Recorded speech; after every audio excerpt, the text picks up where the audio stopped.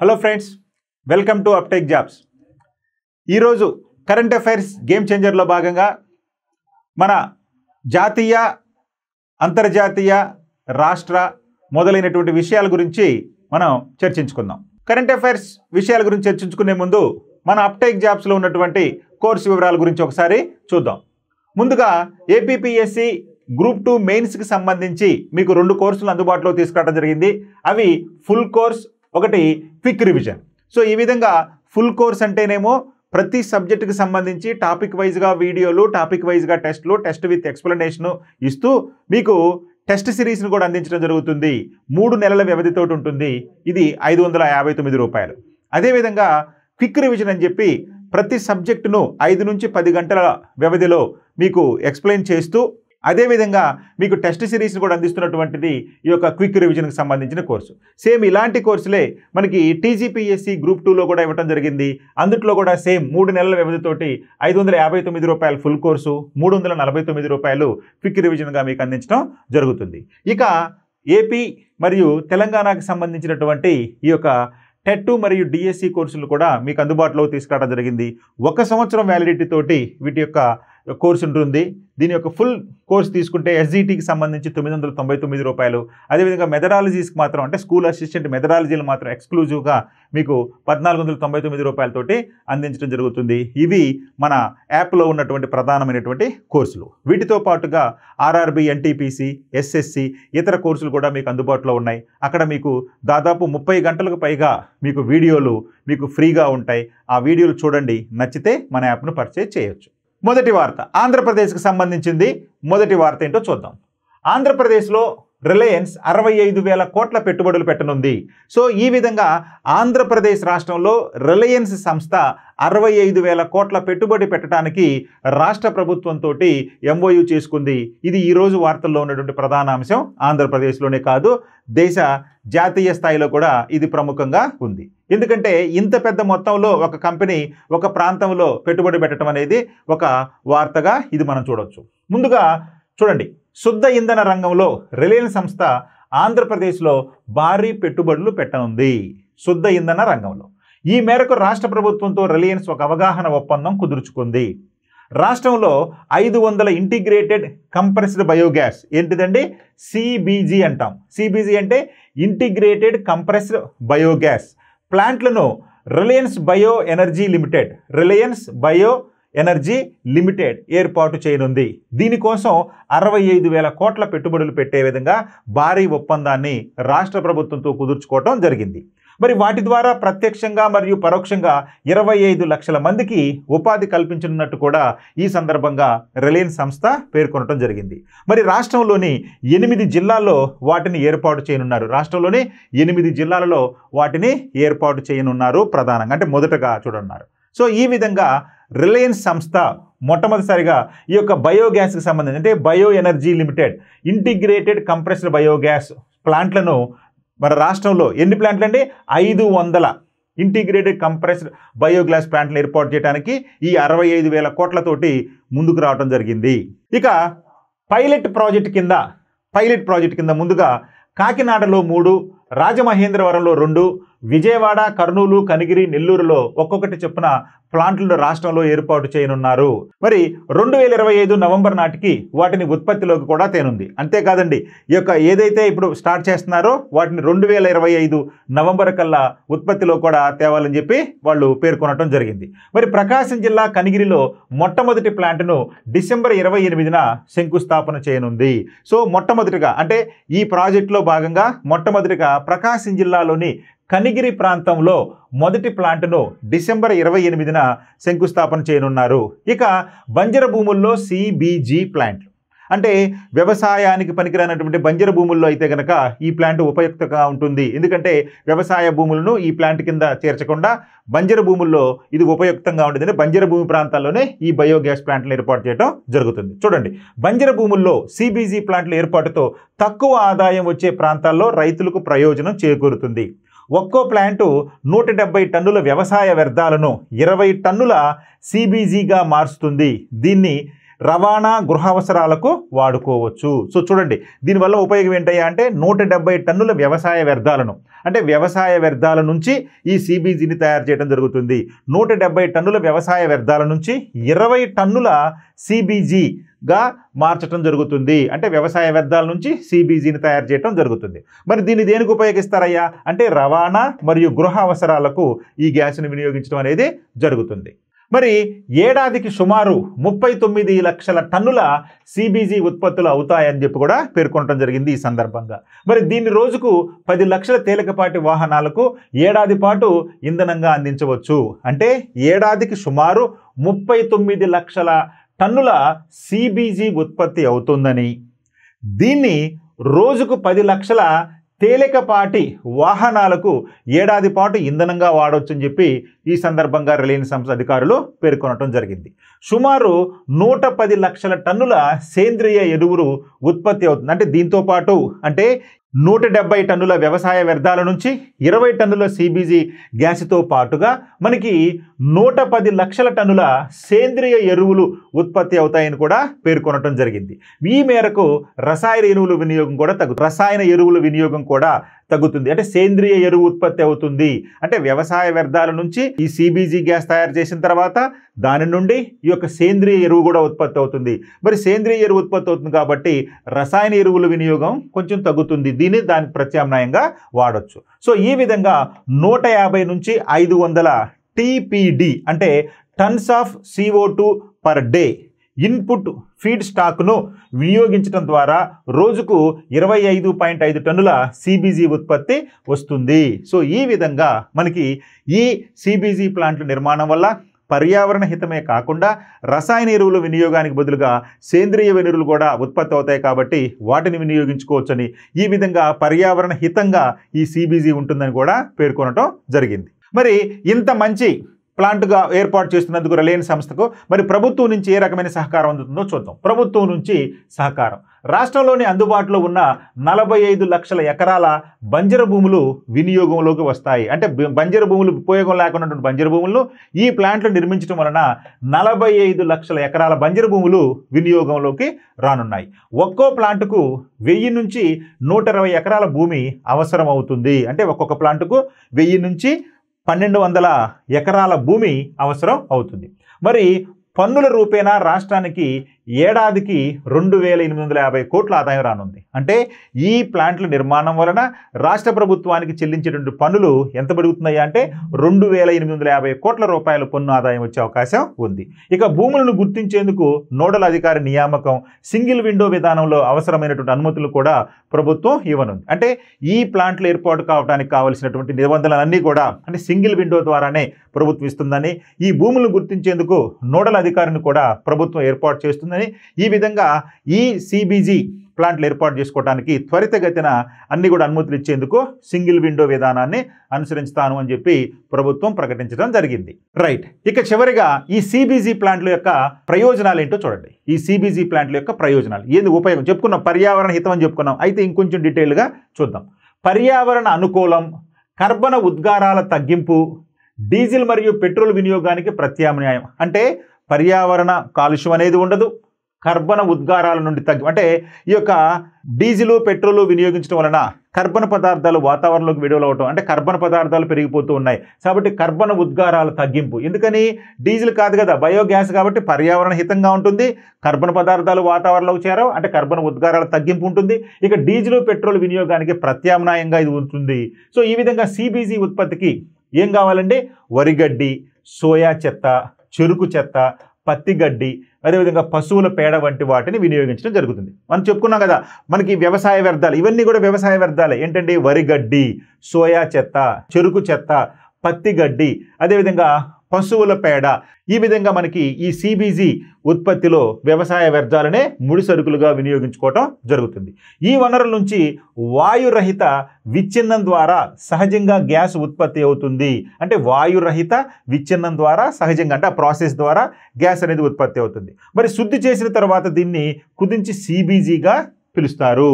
So ఈ విధంగా ఈ వ్యవసాయ వ్యర్థాల నుంచి వాయురహిత విచ్ఛిన్నం చేయటం ద్వారా ఈ గ్యాస్ ఉత్పత్తి అవుతుంది.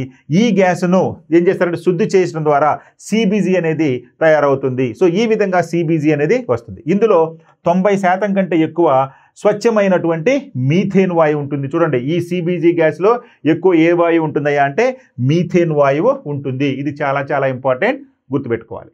ఇక ఇంధనంతో పాటు ఉప ఉత్పత్తిగా సేంద్రియ ఎరువులు వస్తాయి. చెప్పుకున్నాం కదా, మనకి సిబిజీ గ్యాస్తో పాటుగా ఉప ఉత్పత్తులుగా సేంద్రియ ఎరువులు కూడా వస్తాయి.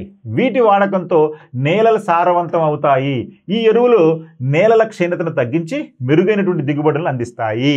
సో రసాయన ఎరువులు వినియోగించడం వలన భూసారం తగ్గిపోతుంది అనుకున్నాం కదా. మరి ఈ సేంద్రియ ఎరువులు వాడటం వలన భూసారం పెరిగి తద్వారా పంటల దిగుబడి కూడా పెరిగే అవకాశం ఉంటుంది. ఇవన్నీ కూడా మన సిబిజీ గ్యాస్ వల్ల ఉపయోగాలు, మీరు బాగా గుర్తుపెట్టుకోవాలి. రైట్, మరొక ప్రధానమైనటువంటి జాతీయ వార్త ఏంటండి, దేశంలో అత్యంత శక్తివంతమైన నాయకుడుగా ప్రధాని మోదీ. దేశంలో అత్యంత శక్తివంతమైనటువంటి నాయకుడిగా ప్రధాని మోడీ అవతరించారు. చూడండి, దేశంలో రాజకీయంగా ప్రధాని నరేంద్ర మోదీ అత్యంత శక్తివంతుడిగా ఉన్నట్లు ఇండియా టుడే ప్రకటించింది. ఆ తర్వాత స్థానాల్లో ఆర్ఎస్ఎస్కి సంబంధించిన సర్సంఘ్ చాలక్ మోహన్ భగత్, అదేవిధంగా హోంమంత్రి అమిత్ షా, లోక్సభలో ప్రతిపక్ష నేత అయినటువంటి శ్రీ రాహుల్ గాంధీ, అదేవిధంగా ఆంధ్రప్రదేశ్ మన ముఖ్యమంత్రి గారైనటువంటి శ్రీ చంద్రబాబు నాయుడు గారు, ఈ ఐదుగురును కూడా మొదటి 5 స్థానాల్లో ఉన్నటువంటి శక్తివంతమైనటువంటి వ్యక్తులుగా ప్రకటించడం జరిగింది ఈ ఇండియా టుడే. సో కాబట్టి మొదటి స్థానంలో నరేంద్ర మోడీ గారు ఉంటే, రెండవ స్థానంలో ఆర్ఎస్ఎస్ సంఘ్ సంబంధించినటువంటి మోహన్ భగత్ ఉంటే, మూడవ స్థానంలో అమిత్ షా గారు, నాలుగో స్థానంలో ప్రతిపక్ష నేత రాహుల్ గాంధీ గారు, 5వ స్థానంలో చంద్రబాబు నాయుడు గారు ఉన్నారు. ఈ 5గురు కూడా అత్యంత ప్రభావవంతమైనటువంటి శక్తివంతమైన నాయకులుగా ఈ ఇండియా టుడే ప్రకటించడం జరిగింది.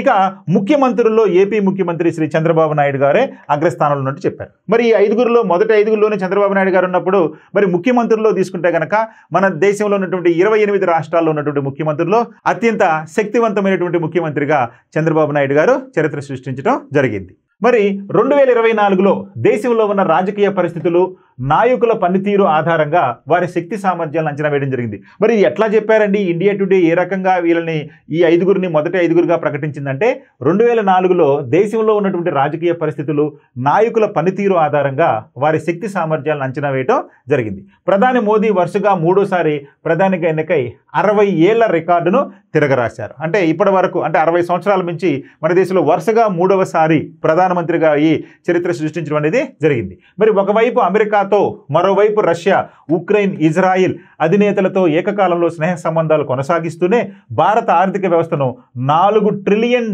స్థాయికి తీసుకెళ్లడం జరిగిందని ఈ యొక్క విశ్లేషణ పేర్కొంది. ఎందుకయ్యా మోడీ గారిని అత్యంత శక్తివంతమైన నాయకుడు దేశంలో అన్నారు అంటే, మరి అంతర్జాతీయ స్థాయిలో ఇరుగు పొరుగు దేశాలతోటి స్నేహ సంబంధాలు నిలుపుతూనే మన భారతదేశాన్ని $4 ట్రిలియన్ స్థాయికి తీసుకెళ్లారు నరేంద్ర మోడీ గారు అని చెప్పి శక్తివంతమైనటువంటి వ్యక్తిగా అభివర్ణించడం జరిగింది ఇండియా టుడే సర్వేలో.